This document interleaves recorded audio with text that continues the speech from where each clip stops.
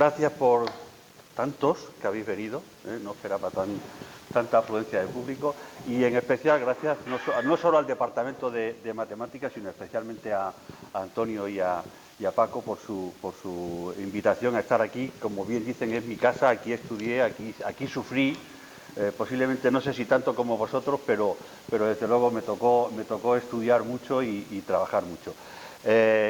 Vamos a hablar de una de las cosas en las que llevo trabajando unos cuantos años, y en ese sentido, bueno, pues como el reto que me comentó Antonio y me comentó Paco era un poco dirigido a alumnos, pues la idea es cómo esto es un campo, espero que al final lleguemos a esa conclusión, en el que los matemáticos tenéis especial predilección o tenéis por lo menos especiales dotes para ser contratados en el mundo de la industria o en el mundo de la investigación.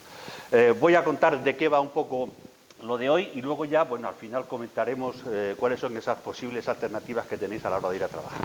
Como ya os ha dicho Antonio, el título es Criptografía postcuántica, una oportunidad para matemáticos, ya me ha presentado, de modo que lo que vamos a pasar directamente es al índice. Voy a hacer una pequeña introducción porque ya sé que tenéis una asignatura de criptografía y códigos en tercero, que es optativa, y que, bueno, pues si habéis estudiado la asignatura sabéis un poco de qué va, pero como algunos seguramente no tengáis mucha relación con la criptografía, salvo lo que tiene que ver con el DNI electrónico, cuando os conectáis con el banco, cuando hacéis uso de la tarjeta de crédito, voy a hacer una pequeña introducción a qué es de lo que estamos hablando, y luego vamos a pasar a lo que es la criptografía precuántica. Fundamentalmente es la de hoy en día, la que usamos hoy en día en cualquier tipo de aplicación que tenga que ver con la criptografía, cuál es el estado actual y por qué el estado actual nos va a obligar a diseñar una nueva criptografía que se llama la criptografía postcuántica, ¿de acuerdo? La amenaza de los ordenadores cuánticos influye mucho en esto. Luego vamos a ver cómo va a ser necesario transicionar o pasar de la criptografía actual, que llamamos precuántica, a la postcuántica, y ahí es donde la labor vuestra posiblemente sea de mayor interés, para finalizar con unos retos que son los que están abiertos para la investigación en criptografía. Bueno, entonces, empezamos por la introducción. Todo el mundo sabe que la criptología es la ciencia que se encarga de mantener las cosas en secreto, de considerar la confidencialidad, y consta de dos ramas, lo que es la criptografía, que es el diseño de los sistemas que permiten el cifrado de la información, y para ello se lleva a cabo mediante claves y algoritmos. Las dos entradas son el texto claro y la clave, y se obtiene el texto cifrado. Eso es lo que se hace en este campo, ¿no? O sea, sencillamente conseguir que dos personas intercambien información de forma confidencial o secreta. Y por contra, la otra rama de la criptología es el criptoanálisis, que consiste en analizar y estudiar hasta qué punto ese diseño de esos algoritmos es lo suficientemente fuerte o robusto como para que nadie pueda vulnerar esa comunicación. Entonces, he subrayado lo de criptografía porque hoy en día nadie habla de criptología como unión de las dos cosas y todo el mundo habla de criptografía. Bueno, pues si hablamos de criptografía, tenéis que tener en cuenta que la criptografía de por sí sola no sirve si no lleva aparejado un criptoanálisis. Cualquiera que proponga un sistema de cifrado tiene que analizar hasta qué punto ese sistema de cifrado es seguro o es vulnerable, ¿de acuerdo? No se acepta un invento de alguien porque yo digo que es bueno, no, demuestra que es bueno antes de que se haga público, ¿no? Y los objetivos que persigue la criptografía, si ya hablamos como criptografía y no como criptología, pues son tres fundamentalmente. La confidencialidad de los datos, es decir, lograr que las comunicaciones sean confidenciales y secretas y que nadie pueda acceder a ellas salvo que tenga permiso. La segunda es la integridad, que garantiza que el mensaje o la información que se ha transmitido sigue siendo el mismo, es íntegro, nadie lo ha modificado si no tenía permiso, y que siempre esté disponible para aquel que necesite utilizarlo en cualquier momento. En inglés lo veréis como CIA, porque es confidencialidad, integridad y disponibilidad en inglés, availability, ¿de acuerdo? Bueno, la criptografía en general se divide en dos ramas, al margen de lo que hemos hablado, tiene dos aspectos fundamentales, lo que se conoce como la criptografía simétrica y la asimétrica. La criptografía simétrica se caracteriza porque el emisor y el receptor usan la misma clave. El emisor cifra la información con una clave y el receptor la descifra con la misma clave. Por eso se llama simétrica o de clave secreta. Normalmente el estándar que utilizamos hoy en día es el que se conoce como el estándar de cifrado avanzado, ¿de acuerdo?, en inglés, y la seguridad de estos sistemas se fundamenta principalmente en la dificultad que tiene un adversario, si lo queréis llamar enemigo, si lo queréis llamar espía, como os dé la gana. Nosotros solemos hablar siempre de adversario, para no decir otras palabras que puedan ofender a alguien, ¿de acuerdo? Está siempre en buscar esas claves de modo que no sea fácilmente suponible o adivinable cuál es la clave que estamos usando. En ese sentido, normalmente las claves que se usan suelen ser aleatorias, ¿vale? Y es la misma. Aquí tenéis el esquema de cómo funciona este tipo de criptografía simétrica. Tenemos un emisor, tenemos un receptor. El emisor considera un texto claro, que es el que va a enviar al receptor, y lo que hace es utilizar la clave que comparte con el receptor. La clave es la misma para los dos, lo mete en una caja negra. La caja negra con esas dos entradas lo que le da es el texto cifrado. El texto cifrado lo recibe el receptor, que con la misma clave lo mete en otra caja negra y obtiene el texto claro descifrándolo. Ese es el procedimiento muy sencillo, de entender. Lo que es difícil es lo que está en las cajas negras, que uno no tiene por qué saberlo, salvo que sea un experto. Y en medio tenemos al adversario, que es el que intentará obtener o bien la clave que utilizan los dos, o bien cuál es el mensaje que se están intercambiando. Eso es lo que tenemos que conseguir, que ese no tenga facilidad para llevar a cabo ese procedimiento. Aquí abajo lo tenéis, si queréis, en expresión matemática. El cifrado con una clave de un mensaje es un texto cifrado, y el descifrado con la misma clave de ese texto cifrado es descifrar lo cifrado con la misma clave. ¿De acuerdo? Ese es el procedimiento estándar. El otro campo en el que se trabaja en la criptografía son los criptosistemas asimétricos. La diferencia está en que aquí hay dos personas que intervienen, emisor y receptor, con la diferencia de que hay dos claves, no solo una. La primera clave se hace pública, pertenece al receptor y la hace pública para que cualquiera, usando esa clave, cifre la información y se la envíe. De modo que luego él se guarda otra clave que va a ser secreta y se conoce como clave privada, que es la que le va a permitir descifrar la información. ¿De acuerdo? Aquí la diferencia fundamental, al margen de que son dos claves y no una, como en el caso anterior, aquí la dificultad es que, si os dais cuenta, la clave pública es conocida, está públicamente conocida porque está en la página web del individuo, la manda por correo electrónico, etcétera, etcétera. Esa relación tiene que ser de alguna manera, porque si una hace una cosa, la otra hace lo contrario. Si una cifra, la otra descifra. Luego hay algo que las enlaza. Bueno, pues lo que tenemos que procurar es que, si alguien conoce la clave pública, no sea capaz de derivar la clave privada a partir de la clave pública. Y eso fundamentalmente se basa en buscar un problema matemático que suponga que, si tú resuelves ese problema matemático, serás capaz de encontrar la clave privada a partir de la clave pública. Normalmente se buscan problemas que son difíciles desde el punto de vista computacional. ¿Qué significa? Que no es un problema que... A ver, aquí tenéis dos ejemplos. La factorización de enteros y el logaritmo discreto. La factorización de enteros tiene que ver con la seguridad del sistema RSA, que son las iniciales de los tres autores, que son Rives, Shamir y Adelman, y la ECC son criptografía de curvas elípticas. Cada uno de ellos, cada problema está asociado a un tipo de criptosistema, ¿de acuerdo? Y vais a decir, hombre, factorización de enteros no es que sea muy complicado. Pues depende. Si tenéis que factorizar el 12, no, el 36 tampoco, el 1024 tampoco. Pero si tenéis que factorizar un número que tenga 800 cifras y solo tenga dos factores primos, la cosa se complica. Entonces, una cosa es que el problema sepamos cómo se resuelve, y otra cosa es que computacionalmente seamos capaces de encontrar la solución.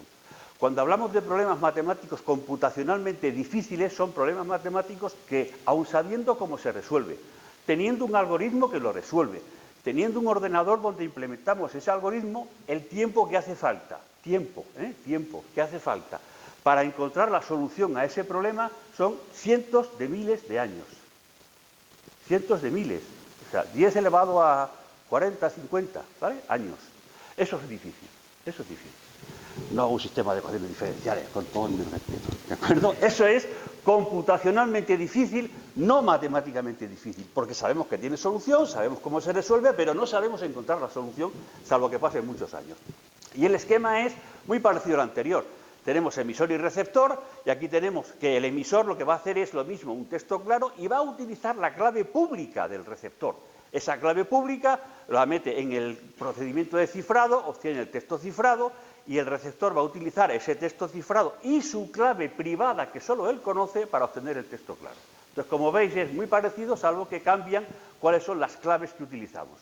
Aquí cada uno tiene sus propias claves y no tiene que compartirlas con nadie. Sencillamente hace pública una y ya está. Aquí tenéis la expresión, si queréis, matemática, que sería cifrar con una clave un mensaje para obtener el texto cifrado, y desciframos el texto cifrado con otra clave diferente. Por tanto, aquí es donde subyace la dificultad de ese problema matemático que os comentaba antes, ¿vale? Y una de las herramientas más importantes que están en criptografía son las firmas electrónicas. Sabéis que las firmas electrónicas las usamos cada 2×3 y eso tiene que ver con la criptografía asimétrica. Todos sabéis que más o menos el sistema o el procedimiento para llevar a cabo un proceso de firma es que se coge la información, se resume para que sea más fácil de llevar a cabo mediante lo que se conoce como una función hash, una función resumen en la que no vamos a entrar, y se cifra esa información con la clave privada del firmante. Como solo el firmante conoce su clave privada, solo él puede hacer este proceso. Hace pública la información y hace pública la firma, que es ese resultado de ese cifrado. Si alguien quiere comprobar que ese contrato, ese informe, ese libro, lo que sea, pertenece a esa persona, lo que tendrá que hacer es descifrar con la clave pública, que es conocida, lo que acaba de publicar, que es su firma, y lo que debe obtener es el resumen del mensaje, que es público. ¿De acuerdo? Ese es el procedimiento y, como veis, de nuevo tenemos un esquema muy parecido, no el mismo, donde tenemos un firmante que con su clave privada va a cifrar algo. ¿Qué va a cifrar? Pues cogemos esa información que es pública, como digo, por ejemplo, un contrato, calcula un resumen de ese contrato y cifra el resumen con su clave privada. Eso es la firma electrónica, y quien quiera verificar que la firma electrónica corresponde a este firmante, lo único que tiene que hacer es, dada que la información es pública, calcula ese resumen, porque este procedimiento es estándar, no tiene claves ni contraseñas ni nada por el estilo, se calcula el resumen, y lo que hace es descifrar con la clave pública del firmante la firma, y lo que debe obtener es precisamente el resumen, y si coincide la firma es correcta, y si no coincide pues la firma es inválida, ¿de acuerdo? Bueno, aquí abajo tenéis el mismo procedimiento que llevamos antes, donde lo que hay que hacer es una verificación de que la firma es correcta, ¿de acuerdo? Bueno, eso es lo que necesitamos saber de criptografía, ¿de acuerdo? No vamos a entrar en más detalles de la criptografía, ni vamos a entrar en cuál es el estado actual de la criptografía que usamos hoy en día, es decir, la que se usa habitualmente en cualquier tipo de sistema, cuando os comunicáis con el banco, cuando hacéis un TLS, cuando hacéis un HTTPS, todo ese tipo de protocolos por Internet llevan criptografía detrás, y es la que usamos hoy en día, y es la que hemos llamado precuántica, porque aún no hay ordenadores cuánticos, ¿vale? Los hay, pero son como de juguete, ¿vale? No, bueno, sin que nadie se me ofenda. Quiero decir, los hay, pero son pequeñitos, no tienen mucha capacidad de cómputo. Bueno, tenemos este señor que se llama Peter Shor, que en el año 97 publicó un artículo en el que presentó dos algoritmos cuánticos, es decir, dos algoritmos que se implementan en un ordenador cuántico, no en un ordenador estándar, y que vulneran, es decir, resuelven los dos problemas matemáticos en los que se fundamenta la criptografía asimétrica de hoy, que son el de la factorización de números enteros, y el problema del logaritmo discreto. Es decir, con un ordenador cuántico con la suficiente capacidad de cómputo, que es lo que se llama un ordenador cuántico criptográficamente relevante, lo que hace este ordenador es, implementando esos dos algoritmos cuánticos de Shor, lo que resuelven son esos dos problemas matemáticos en tiempo que se llama polinómico. Un tiempo se llama polinómico si es eficiente. Por ejemplo, el algoritmo de Euclides, el máximo común divisor, esos algoritmos son muy eficientes y se resuelven en muy poco tiempo. Eso se llama polinómico. Si uno quiere ser más preciso, un algoritmo es polinómico si el número de operaciones que hay que realizar donde se esté, en la estructura en la que se esté, depende del tamaño de la entrada. El tamaño, sabéis, de un número es el número de bits que necesita para expresarlo en base 2. Ese es el tamaño. No es lo mismo que un número tenga 1000 bits a cuál es la expresión de ese número, que puede tener 300 cifras. ¿De acuerdo? El número es una cosa y su tamaño es otra. Bueno, dicho entonces, este hombre lo que ha conseguido es destrozar la criptografía que conocemos hoy en día en el momento en el que tengamos un ordenador cuántico criptográficamente relevante, ¿vale? Bueno, y esta otra persona, este es Grover, ha hecho lo mismo, casi lo mismo, pero para la criptografía simétrica. Lo que ha hecho es proponer un algoritmo cuántico que lo que hace es calcular la posible clave por ataque de fuerza bruta, es decir, probando todas las posibilidades, y lo que ha conseguido es reducir el tiempo necesario para llevar a cabo la resolución de ese problema a la raíz cuadrada de ese tiempo necesario. Por tanto, si utilizamos un algoritmo que utilice como claves 256 bits de tamaño, es como si utilizáramos hoy en día una de 128, que es la mitad. Por tanto, estamos con un problema porque reduce la seguridad a la mitad de la longitud de la clave. ¿Cómo se remedia? Duplicando la longitud de la clave de ahora para que sigamos estando con una longitud de clave lo suficientemente elevada como para considerar que los sistemas son seguros. Eso significa que esto es menos vulnerable, la criptografía simétrica es menos vulnerable con los ordenadores cuánticos que la asimétrica, ¿de acuerdo? Porque el tiempo sigue siendo un tiempo elevado y, por tanto, estamos bastante seguros. Bueno, este es se llama teorema de Mosca, ahí tenéis la referencia, y lo que hace el teorema de Mosca es abordar la situación en la que estamos. Lo que dice el teorema, entre comillas, ¿de acuerdo? No es de los teoremas que estáis habituados. Dice, si X es el tiempo necesario para que los datos confidenciales sean seguros, si Y es el tiempo necesario para equipar la infraestructura existente y conseguir que sea cuánticamente segura, y si Z es el tiempo que necesitamos para construir un ordenador cuántico a gran escala, entonces, si X más Y es más que Z, tenemos un problema. ¿De acuerdo? No hace falta demostración, está claro, ¿no? Lo veis incluso en la parte gráfica. Tenemos un problema, ¿de acuerdo? Bueno, pues es una referencia clásica como diciendo, está claro, ¿no? O espabilamos o la cosa se nos pone complicada. Bueno, pues entonces, a raíz de esto, vamos a presentar qué pasa con los problemas matemáticos que podríamos utilizar. Los problemas matemáticos los podemos dividir en los que son fácilmente computables y difícilmente computables. Ya está, separados, ¿no? Es decir, los que son de tiempo polinómico y los que son de tiempo exponencial o subexponencial. Estos, como digo, dependen del tamaño de la entrada, el número de operaciones depende del tamaño de la entrada, mientras que aquí dependen de la entrada, ¿de acuerdo? De la entrada, una potencia de la entrada. Si ahora pensamos en qué pasa con el ordenador cuántico va a tener un montón de aplicaciones. En la biotecnología, en el transporte, en la logística, en la farmacología, en lo que os dé la gana. Va a resolver problemas muy interesantes y muy importantes porque la capacidad de cómputo será enorme. Pero a nosotros nos afecta porque todos los problemas que hoy en día son fácilmente computables con un cuántico, desde luego lo seguirán siendo. Pero además, por SOR, sabemos que estos dos problemas, el del logaritmo discreto y la factorización entera, han caído en las redes de la computación cuántica. Por tanto, estos dos problemas ya no nos sirven. ¿Qué nos quedan? Los demás. Todos los demás problemas que previsiblemente podrían ser seguros con respecto a la computación cuántica son candidatos idóneos para analizarlos y ver si nos permiten definir una nueva criptografía. Y es de lo que vamos a hablar en la segunda parte. ¿De acuerdo? ¿Se entiende, no?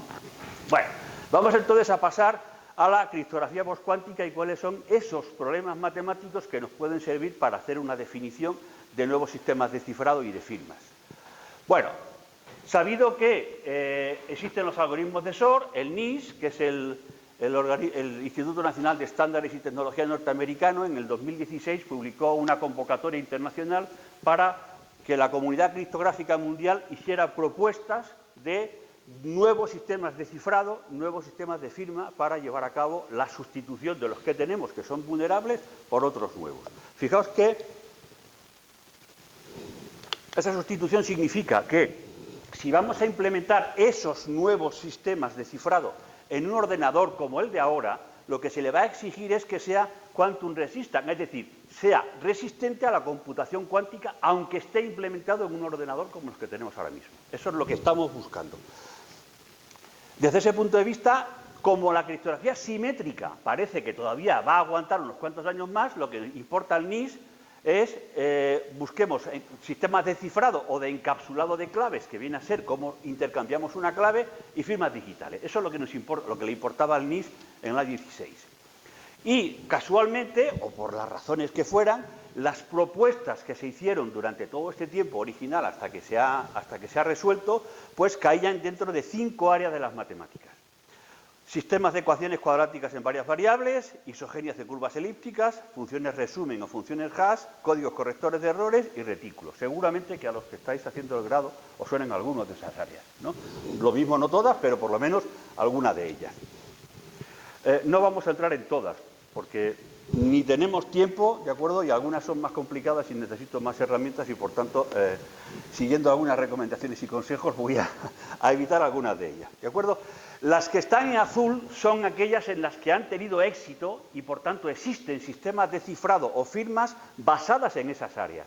Las otras dos no han tenido éxito, pero siguen siendo interesantes porque, como luego os contaré, hay una nueva convocatoria en la que sí aparecen de nuevo esas áreas. Y, por tanto, merece la pena saber que existen y que son candidatas a proponer problemas matemáticos. y un poco antes de empezar a ver cada una de ellas, recordar qué significa que un sistema criptográfico sea seguro. Habitualmente, y como el sistema de cifrado simétrico AES es un estándar y tiene solo 3 posibles longitudes de clave, que son 128, 192 y 256, está claro que a longitud de clave mayor, mayor seguridad. Eso da 3 niveles de seguridad, y lo que se dice habitualmente es que la seguridad de un sistema criptográfico se establece equiparando la seguridad de un AES con respecto a la que tú tienes. Se hace una comparación en cuánto tiempo necesitas o cuántas operaciones necesitas realizar para resolver tu sistema criptográfico con tus claves, y se equipara una de estas, ¿de acuerdo? Entonces, habitualmente se dice, mi sistema es tan seguro como un AES 128 o como un AES 256. Cualquiera que sea equiparable a menos longitud de clave que uno de estos no se acepta. Ya hoy no se acepta. Hasta hace poco tiempo teníamos sistemas con 100 bits, con 80 bits, eso ya están desclasificados absolutamente todos. La seguridad mínima que se exige hoy en día es que sea equivalente a un AES de 128 bits. ¿De acuerdo?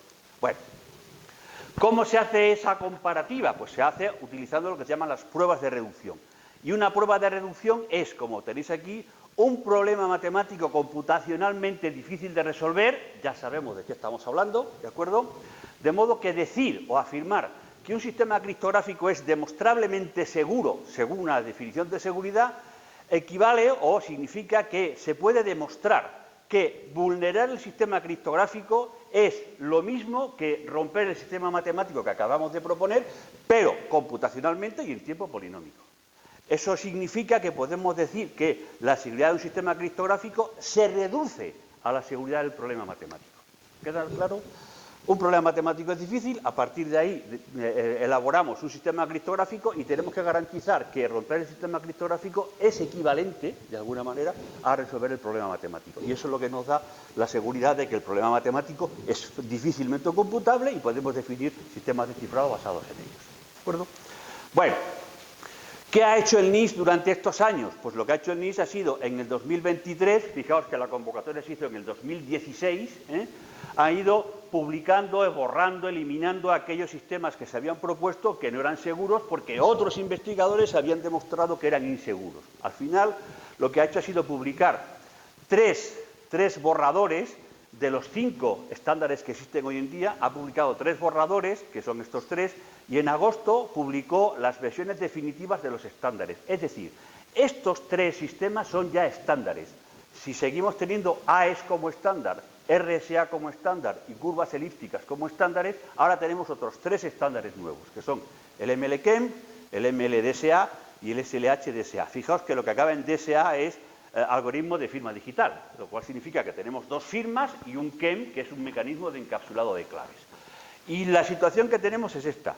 Estos 3 primeros, como os acabo de decir, tienen sus estándares, esos ya son estándares internacionales, por tanto cualquiera puede hacer referencia a ellos e implementarlo como un estándar, porque es demostrado seguro.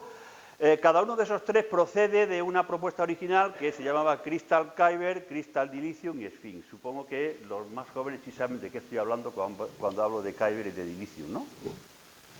Ni siquiera decís que sí. Bueno, doy por hecho que sí. Hay otro que es el Falcon, que todo el mundo sabe que viene del halcón milenario, evidentemente, y se llama FNDSA. Este lo tengo en azul porque se ha publicado el borrador, pero aún no se ha publicado el estándar, por eso la referencia es la del estándar, la de la propuesta original. Fijaos, los problemas matemáticos en los que se fundamentan estas propuestas son retículos, funciones hash y retículos. O sea, que dependemos de los retículos. Si alguien en algún momento demuestra que los problemas sobre retículos son vulnerables, nos hemos quedado sin sistemas. Luego, lo que hizo el NIST fue, en el primer trimestre del 2025, elegir otro sistema, que es un código cuasicíclico de Hamming, basado en el problema de la decodificación del síndrome, que es un problema difícil de resolver y que se basa en teoría de códigos. No se basa en retículos ni en otras cosas. ¿De acuerdo? Este ni siquiera se ha publicado el borrador. En cualquier caso, tenemos 5 estándares a los que hacer referencia a partir de ahora. Y esos serán los que habrá que implementar en el futuro porque no van a sustituir a los que tenemos ahora mismo. ¿De acuerdo? Bueno, un breve repaso a la parte matemática de los problemas. Muy sencillita, ¿de acuerdo? Muy sencillita. Todos sabéis que los sistemas de ecuaciones lineales en cuerpos finitos son resolubles en tiempo polinómico por el algoritmo de Gauss, el del pivote o llamarlo como os dé la gana.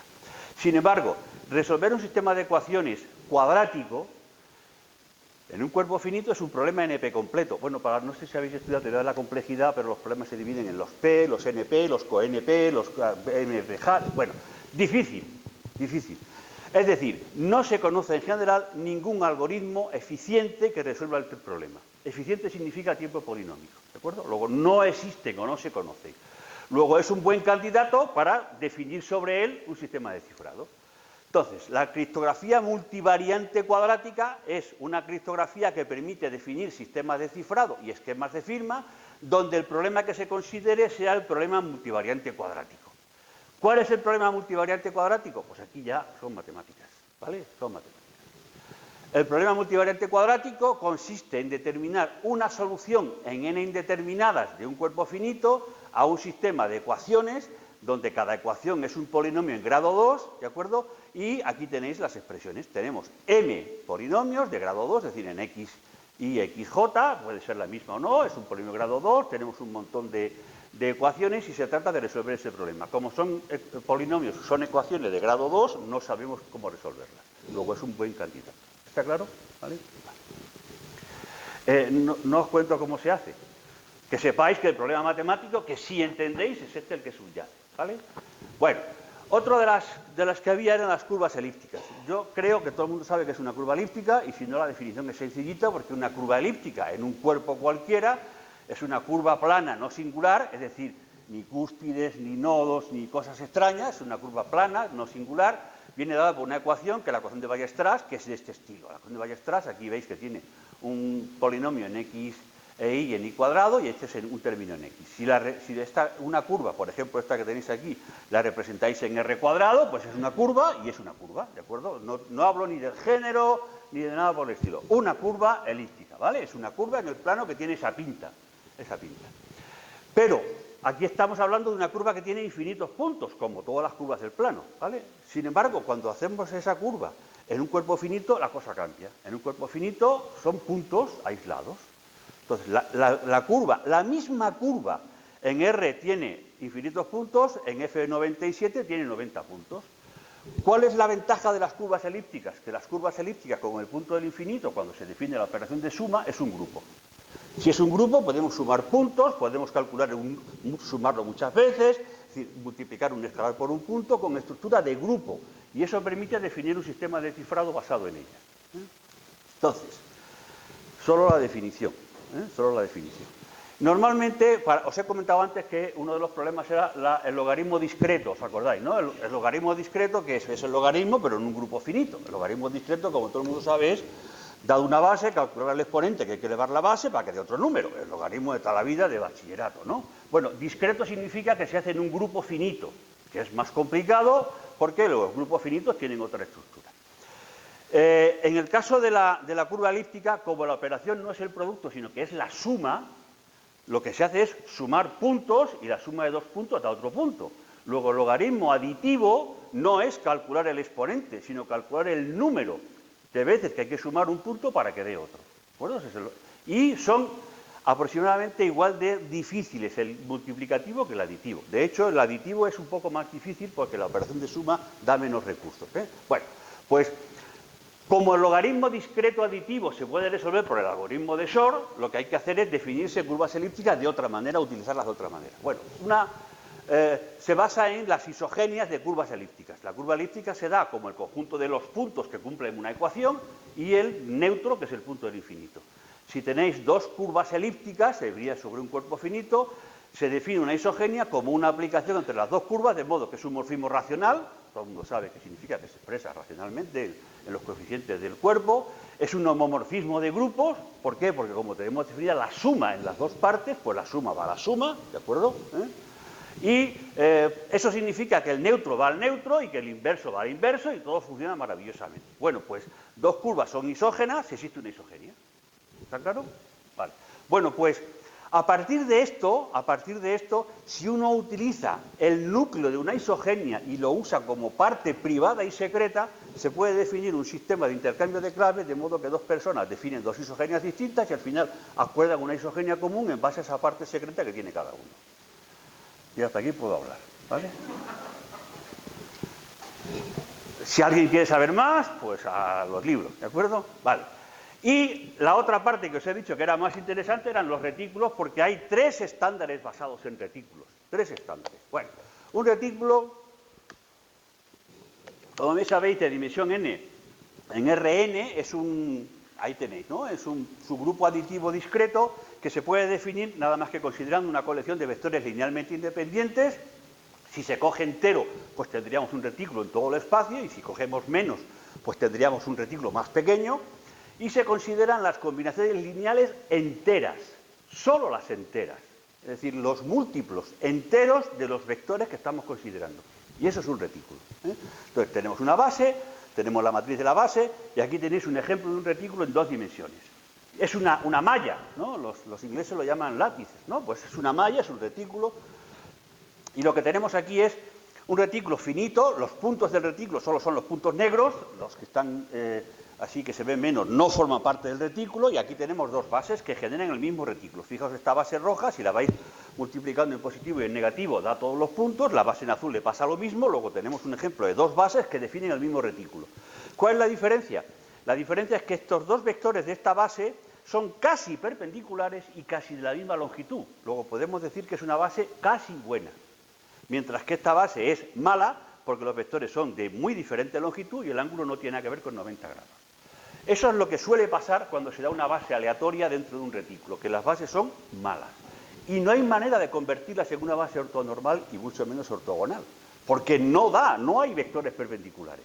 Bueno, pues, dado que pasa eso en los retículos, se definen varios problemas en los retículos. El primero de los problemas es el del vector más corto. El problema del vector más corto consiste en ¿qué? Pues en encontrar el vector más corto del retículo. O sea, como estamos heredando una norma del Rn, pues se trata de, dado una base y un retículo, encontrar el vector más corto. Eso es un problema computacionalmente difícil. Claro, me decía, hombre, ahí se ve bien, claro, porque es dimensión 2. Pues nada, pongamos dimensión 150, pongamos dimensión 200, a ver quién ve algo, ¿vale? El otro problema está muy relacionado, ese es el problema del vector más cercano. ¿Qué significa? Pues que dado un punto que no esté en el retículo, encontrar el punto del retículo que esté más cercano a ese. Entonces estamos aquí, el azul, que es un punto que no está en el retículo, encontrar el más cercano. De nuevo es un problema que, como veis, es muy parecido al anterior, pero si las bases son malas, mal asunto. La solución es computacionalmente difícil, ¿eh? Bueno, pues estos 2 problemas, que son 2 problemas clásicos de la teoría de retículos, tienen una traslación a lo que es el mundo de la criptografía, y se define el problema del aprendizaje con errores, o el learning with errors, ¿vale? El learning with errors da lugar a dos problemas. Uno, basado en anillos, o sea, la estructura de anillo, que todos conocéis, o la basada en módulos, que también conocéis, la basada en lo que es un módulo.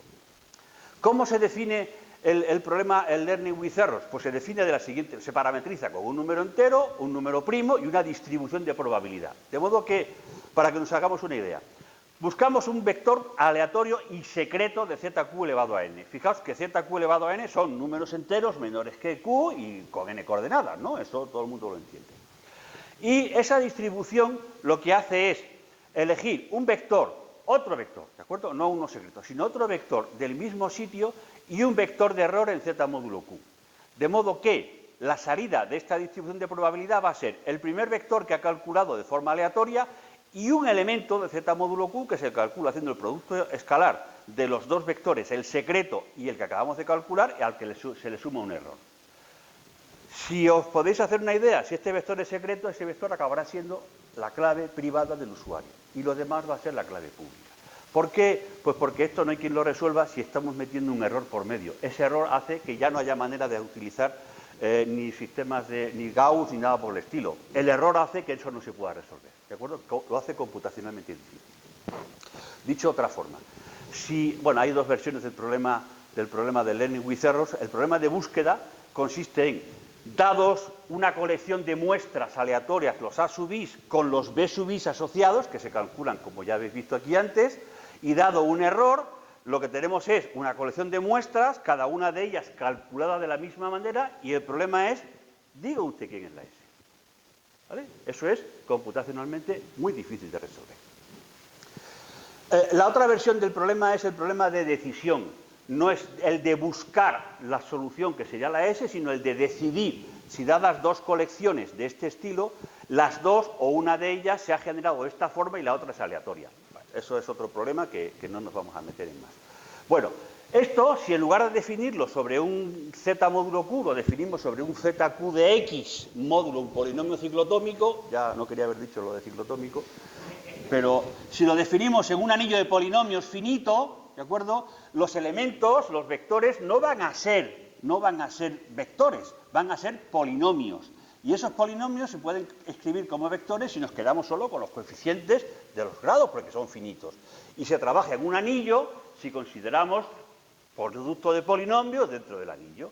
Y en lugar de un módulo, pues cogemos la potencia de un anillo, de ese anillo, y lo cogemos es un módulo y hacemos lo mismo. Entonces, la criptografía de ahora se basa no en el learning with errors, sino en el módulo learning with errors. ¿De acuerdo? Bueno, ¿y por qué os he contado cosas que han sido vulneradas y otras cosas que no lo han sido? Porque el NIST era consciente... Bueno, el NIST es quien marca los estándares en el mundo, ¿vale? Son los americanos y todo el mundo dice, casi dice amén a lo que dice el NIST, ¿eh? Cada vez es... bueno, nada. La ronda, ¿qué hizo? ¿Qué hizo el...? Luego, si queréis preguntar, os cuento. ¿Qué hizo el NIST? Dijo, como lo más útil y lo que más usa todo el mundo son las firmas electrónicas, hagamos una convocatoria solo para firmas electrónicas para tener más opciones. Entonces, el año, me parece que ha sido el 21 hasta el 22, abrió una convocatoria para que se propusieran nuevos sistemas de firma electrónica. Y fijaos, en la ronda 2, que es la del 2024, hay... De nuevo, teoría de códigos, hay dos firmas propuestas en el mundo de la teoría de códigos, hay una propuesta en el mundo de los retículos, hay varias propuestas en el mundo de la criptografía multivariante cuadrática, otra en isogenias y otra es la asociada a los sistemas de cifrado simétrico. Es decir, volvemos a retomar las 5 mismas áreas que teníamos al principio, evitando ya las vulnerabilidades que se detectaron en el primer tipo de convocatoria. Y aparece una nueva, como veis aquí, donde hay muchas, porque esta es nueva. Esta es la computación multiparte simulada, que es un nuevo tipo de sistema de computación en el que hay un algoritmo que tiene varias entradas, cada persona distinta da lugar a una entrada y lo que nadie quiere es que los demás sepan cuál es tu entrada. Entonces lo que se hace es se cifra la entrada, se le da el algoritmo cifrado y etcétera, etcétera. ¿Vale? Bueno, pues, y esto es donde está ahora mismo el sistema. Hay que decidir qué pasa con estas firmas, cuáles son las que va a pasar a la ronda 3, a la ronda 4, etcétera, etcétera. Y eso es un procedimiento transparente para el NIST, porque el NIST cada año convoca un congreso y dice, a ver, venid al congreso todos aquellos que hayáis demostrado vulnerabilidades de firmas. Todo el mundo va, cuenta qué firma ha estudiado y qué firma es vulnerable. Normalmente uno estudia la de los demás y no la suya. Entonces, lo que hace el NIST es sin costo, porque no paga las investigaciones, solo por el prurito de que tú has dicho, yo me he cepillado esta firma, entonces soy muy listo, y entonces con ese, ya sabéis cómo somos los matemáticos, ¿qué vamos a hacer? Es así. Y entonces lo que hace es ir eliminando en la siguiente ronda las firmas que han demostrado ser vulnerables y de modo que los proponentes de esa firma no han demostrado que son capaces de resolver esa vulnerabilidad, ¿vale? A todo esto hay que decir que ir al Congreso cuesta entre 800 y 900 dólares, para por si acaso, ¿vale? Bueno, fijaos entonces la situación en la que estamos. Tenemos unos estándares, otros estándares precuánticos que ya no nos van a servir, por tanto hay que empezar a pensar en que tenemos que movernos, hay que empezar a moverse. Y es lo que vamos a hablar ahora de la transición. En España se publicó en mayo del año pasado la estrategia de tecnologías cuánticas, donde se incluye como una de las prioridades de la estrategia cuántica, pues potenciar la criptografía postcuántica, ¿de acuerdo? Entonces, ya tenemos un referente, por así decir, donde el Estado o el Gobierno o las instituciones consideran que la criptografía postcuántica es un referente al que hay que dedicarle atención y fondos. Fondos. Eso es lo que hace referencia a España. Pero los principales servicios gubernamentales de seguridad, es decir, si queréis, los espías franceses, los alemanes, los españoles y los holandeses, entre otros muchos, lo que hacen es hacer propuestas de, por favor, empezar a emigrar a la criptografía postcuántica. ¿De acuerdo? Fijaos que estas propuestas son del año 21 y del año 22 porque les va a dar la vida en ello. Tened en cuenta que todos esos son los responsables de la seguridad de su Estado y de su gobierno.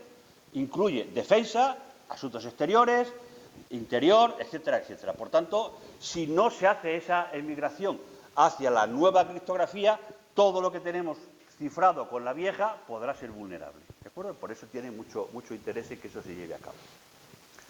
Al margen de eso, al margen de los que os he comentado antes, el propio NIST, el americano, NISA, que supongo que conocéis que es la Agencia de Ciberseguridad Europea, la propia Comisión Europea, han publicado recomendaciones para que empecemos a emigrar de la criptografía de ahora a la criptografía postcuántica. Y en particular, un grupo de trabajo que es el NIST Cooperation Group de la Comisión Europea hace referencia a que hay que hacer esa emigración y hace una serie de recomendaciones a todos los Estados miembros de la Unión Europea. Bueno, a los Estados, que es con quien tiene de alguna manera capacidad de influencia. Esas recomendaciones lo que intentan es que de alguna manera todos los Estados miembros de la Unión Europea sigan más o menos las mismas pautas en los mismos tiempos. Y de hecho ha publicado un cronograma para que todo el mundo haga referencia a ese cronograma y sepa cuándo tiene que hacer las cosas. ¿De acuerdo? Ese cronograma, que ahora os cuento un poquito de cómo va, cada país decide si son solo recomendaciones o si son obligaciones. En España ya os digo que van a ser obligaciones. O sea, el Centro Criptológico Nacional del Centro Nacional de Inteligencia ha decidido que esas recomendaciones son obligatorias para España. ¿De acuerdo? Bueno, esas obligaciones, aquí tenéis la tabla del documento original, dice que hay una serie de primeros pasos y los next steps, los siguientes pasos. Los primeros pasos, fijaos, se acaban en diciembre de este año. Esto se sabe desde el año pasado, pero en diciembre de este año ya tenemos que, fijaos, principales logros, ¿no? Principales hitos. Haber iniciado los pilotos y los planes para transicionar a la criptografía postcuántica para todos los casos de uso que tienen que ver con el alto y con el medio riesgo. Todo lo que tiene que ver con defensa, con seguridad interior, ¿vale? Os podéis hacer una idea. Bueno, en diciembre de este año ya hay que tener los planes escritos y preparados de cómo se va a llevar a cabo. En diciembre del año 30, o sea, dentro de 4 años y medio, tiene que haber sido completado todo eso para los casos de alto riesgo. Es decir, en el año 30 nadie que se dedica a la seguridad gubernamental o estatal puede utilizar los sistemas de cifrado clásicos. Nadie. Si no, estará sin acreditar y sin certificar. Y los de medio riesgo tienen que haber sido, los pilotos y los planes, haber sido completados. ¿Vale? Y en el año 35, 2 cafés. Es decir, todo el mundo, los medios tienen que haber sido completados y los de bajo riesgo, que son los que utilizamos los ciudadanos habitualmente, cuando vas a comprar con la tarjeta de crédito, cuando utilizas el DNI electrónico, cuando utilizas el pasaporte, tienen que haber sido completados en la medida de lo posible. Es decir, en menos de 10 años, 9 años, esto tiene que haberse hecho, de forma obligatoria. Es decir, si una empresa no lo ha hecho a llegar al 2035, esa empresa se queda fuera de las certificaciones oficiales del Estado. No podrá contratar con el gobierno. No podrá llevar a cabo nada que tenga que ver con una acreditación que pueda dar ENAC o que pueda dar AENOR o cosas por el estilo. Más vale que se pongan las pilas. ¿De acuerdo? Bueno. Entonces, ¿qué nos queda pendiente? ¿Qué nos queda pendiente? Nos queda pendiente que, como ya conocemos cuáles son los estándares, nos queda pendiente consolidar esos estándares, ¿de acuerdo? Hay que garantizar que siguen siendo válidos, hay que garantizar que siguen siendo resistentes a la computación cuántica. Bueno, aquí he puesto Frodo Ken, como veis en la misma línea de los anteriores, porque este sistema, este Ken, fue rechazado por el NIST porque no era muy conservador en cuanto a seguridad, pero era poco eficiente. Y Europa ha dicho que vale, que haya el NIST, pero que en Europa sí lo queremos. Entonces, de hecho, ya forma parte de los borradores de ISO y IEC. Sabéis que ISO y IEC son los dos organismos que certifican los estándares en el mundo empresarial, ¿no? Bueno, pues forma parte de ISO y IEC, por tanto, en Europa sí se va a permitir el uso de Frodo-Ken. Esos nuevos estándares de firma hay que resolverlos, hay que acabar con ellos. Los sistemas criptográficos han de ser criptoágiles. La palabra criptoágil la diré muchas veces porque se trata de que un sistema criptográfico permita cambiar fácilmente o ágilmente sus parámetros, de modo que si se detecta una vulnerabilidad en un momento, podamos modificar los parámetros para que sea más seguro con respecto al anterior. Yo ponía ayer el ejemplo del caso de los satélites. Un satélite tiene una vida media de 10, 15, 20 años. Si estamos lanzando Galileo y estamos diciendo que Galileo va a tener una capa que es de seguridad, otra de ciudadanos, otra de emergencias, y estamos utilizando capas de seguridad para los organismos oficiales y los estados que se intercambien información, lo que no puede hacer es, tengo que lanzar otro porque se ha vulnerado lo que está arriba. Tengo que fácilmente o ágilmente ser capaz de mandarle órdenes al satélite para que haga sus cambios correspondientes, ¿vale? Y la otra parte es la de los sistemas híbridos, utilizar simultáneamente sistemas precuánticos y poscuánticos para duplicar de alguna manera la dificultad de romper los sistemas. Y eso es lo que va en contra de lo que se llama hoy en día una de los principios que se llaman hoy en día, que son el cosecha ahora y descifra luego. Es decir, todos los estados están intentando capturar información cifrada de cualquier otro y lo almaceno. Y el día ya que tenga yo un ordenador cuántico ya veremos lo que hago con ello, ¿de acuerdo? Entonces se trata de dificultar en la medida de lo posible que este procedimiento se pueda llevar a cabo o que sea relevante para un atacante. Diferentes tipos de ataques que se pueden llevar a cabo contra la poscuántica, porque si uno propone algo, otro intenta romperlo. Aquí hay ataques de muchas clases. Los ataques algebraicos son los que tienen que ver con los problemas matemáticos, y los ataques por canal lateral e inducción de fallos son los ataques que se llevan a cabo contra las implementaciones de esos sistemas criptográficos. Sabéis que todo sistema criptográfico se implementa en un chip, ¿vale? Sea por hardware o sea por software, se implementa en un chip. Puede ser una tarjeta de crédito, puede ser un DNI o puede ser un chip de un ordenador, ¿vale? Bueno, pues los ataques por canal lateral lo que hacen es, cuando un sistema de estos está implementado y está ejecutándose, consume más potencia si hace más operaciones. Es decir, si tiene que hacer una suma, consume menos potencia que si hace un producto, ¿vale? Si hay muchos ceros, hace menos cuentas que si hay muchos unos. Por tanto, el tiempo que tarda en hacer una operación criptográfica o el consumo de potencia que necesita para llevar a cabo esa operación depende del número de ceros y de unos que tenga. Lo mismo el campo electromagnético que genera. Cuando genera un campo electromagnético se puede medir todo eso. Bueno, pues los ataques por canal lateral consisten en hacer esas mediciones, tiempo, ruido, temperatura, campo electromagnético, y de ese tipo de cosas, como todos sabemos qué está haciendo el chip, porque todos sabemos cuál es el algoritmo que está implementado, tratar de sacar las claves privadas, las claves secretas, ¿vale? Entonces, hay quien se dedica a atacar este tipo de sistemas y hay quien se dedica a ponerle parches a los ataques que hacen otros. Esto es una carrera sin fin. Y la inducción de fallos consiste en provocar un fallo en el chip, por ejemplo, calentarlo más de la cuenta, pegar un disparo láser para que no haga las operaciones bien, borrarle memoria con mala intención. Entonces, el mero hecho de que un chip lo haga bien y luego lo haga mal da pistas para calcular valores que está ocultando, ¿vale? Y luego están los ataques de inteligencia artificial, que como podéis imaginar ya es otro mundo, ¿vale? Bueno, hay que llevar a cabo la transición esa de la que hemos hablado de forma segura. Hay que llevar a cabo demostraciones formales de los algoritmos sin tener en cuenta los parámetros que se usan, sino solo el propio diseño del algoritmo. Hay que hacer diseños postcuánticos para los dispositivos IoT, porque lo van a necesitar, tienen que ser seguros. Hay que desarrollar software y hardware propio, europeo o español, para no depender, como estamos haciendo continuamente, de la tecnología extranjera. Y luego adaptar otros protocolos que se usan habitualmente, pues en la conexión de TLS, el HTTPS, todo eso tiene que hacer la transición de la criptografía de ahora a la moderna, ¿vale? Bueno, fijaos, os he contado cómo está la criptografía hoy, cómo va a estar mañana, sí, ya mismo, ¿de acuerdo? Os he contado los problemas matemáticos que están detrás y si sois todos graduados o informáticos o casi graduados o estáis en el camino, seguro que me habéis entendido algunas de las cosas que he dicho, ¿de acuerdo? Bueno, sois privilegiados. No por entenderme, sino porque lo entendéis. Es decir, poca gente es capaz de entender este tipo de problemas.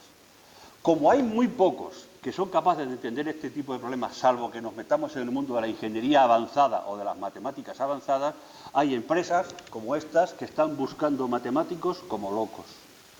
Sabéis que no hay paro en matemáticas, no hay ni siquiera profesores de matemáticas en bachillerato, ¿vale? Pero estas empresas, bueno, he puesto empresas que conozco con las que me relaciono. Os podéis imaginar que al margen está Telefónica, está Indra, están los monstruos, los bancos, están todos interesados.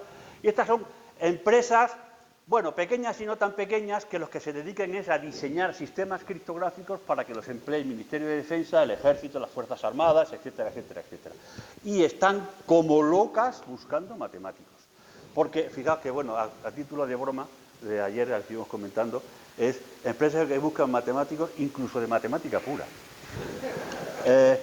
Lo hago porque yo hice matemática pura aquí y estoy dedicándome a otras cosas, pero no me estoy dedicando a otras cosas porque las haya estudiado, no, porque la capacidad que te da haber estudiado matemática pura es que es un mundo. Por eso se pelean las empresas, porque sois capaces de enfrentaros a problemas de los que no tenéis ni idea. Os ponen un problema y ya te la buscas para resolverlo. Eso los de matemática pura lo sabemos muy bien, ¿de acuerdo? Lo sabemos muy bien. Bueno, por eso era la broma y el chascarrillo de los de matemática pura. Pero al margen del mundo empresarial, que es un camino abierto y en el que vais a tener muchas oportunidades, están los organismos oficiales. Está, empezando por la derecha, la Policía Nacional, tiene un organismo que se dedica no solo a los delitos telemáticos, sino que hay organizaciones dentro de la Policía Nacional que necesita matemáticos e ingenieros. Hay que ser policía. Eso es un requisito previo, pero cada día hay más policías. De hecho, conozco a varios policías que son doctores en matemáticas, es decir, eran matemáticos, se han metido en el mundo de la policía y con la ventaja de que al tener un grado, pues directamente salen como comisarios, inspectores, es mucho más sencillo el procedimiento. Aquí tenéis la Guardia Civil, la Jefatura de Información de la Guardia Civil, también hay que ser Guardia Civil, pero necesita expertos en este tipo de cosas. Y luego tenéis los dos organismos más oficiales, que son el Centro Criptológico Nacional y el Centro Nacional de Inteligencia. También buscan matemáticos, solo hay que mandar el currículum, pasar los test y si eres idóneo, pues te contratan. A ver, pongo las dos por separado porque el Centro Criptológico Nacional depende del Centro Nacional de Inteligencia, pero es otro mundo. Este es el mundo público, ¿vale? Este es el mundo público y privado. Entendedme lo que significa privado en el Centro Nacional de Inteligencia, ¿vale? Bueno, y ahora, ¿cuál es el problema que tenéis? El problema que tenéis es que tenéis una asignatura de criptografía que además hace teoría de códigos, ¿vale? Es decir, podemos pensar que al final de vuestra carrera habréis aprendido, en el mejor de los casos, 3 créditos de criptografía. Lo que os he contado es criptografía a mayores, a mayores. No hay másteres en criptografía en España, solo hay másteres en ciberseguridad, ¿está claro? Y en los másteres en ciberseguridad, si echáis un vistazo, vais a encontrar que la criptografía tiene 4 créditos, 5 créditos. Las empresas quieren matemáticos que sepan algo de criptografía. Luego tendréis que formaros aparte. Si queréis meteros en este mundo, hay dos problemas. Uno, saber criptografía y dos, que ahora que ir de Salamanca. ¿Me entendéis? Esto está fuera de Salamanca. Esto está todo en Madrid y Barcelona y sitios así. Málaga tiene unas buenas empresas dedicadas a este tipo de cosas.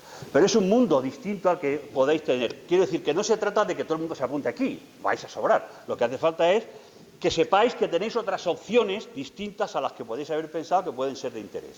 Entonces, y ahora venga a vender mi libro, que es la última transparencia. Nosotros, en el CSIC, hacemos 2 microcredenciales. Sabéis que las microcredenciales son cursos específicos inicialmente promocionados por Europa que lo que hacen es intentar tapar los agujeros de formación que tiene el mundo empresarial. Esa es la idea que tenían los fondos europeos, que ya se han acabado y por tanto ahora ya van libre. Nosotros, en colaboración con el Centro Criptológico Nacional y con algunas empresas, lo que hemos hecho es proponer 2 microcredenciales. Una de criptografía de fundamentos, ojo, son 10 créditos, 250 horas, ¿de acuerdo? Y se da un certificado europeo al acabar.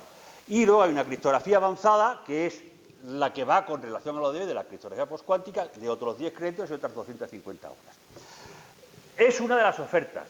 Las otras ofertas que tenéis mucho más sencillas son apuntaros a Coursera, son unos cursos por internet, no sé si los conocéis.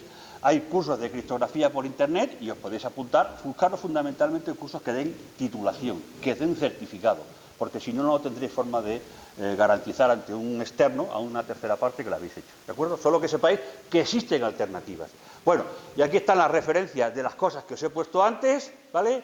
Y muchas gracias por vuestra atención.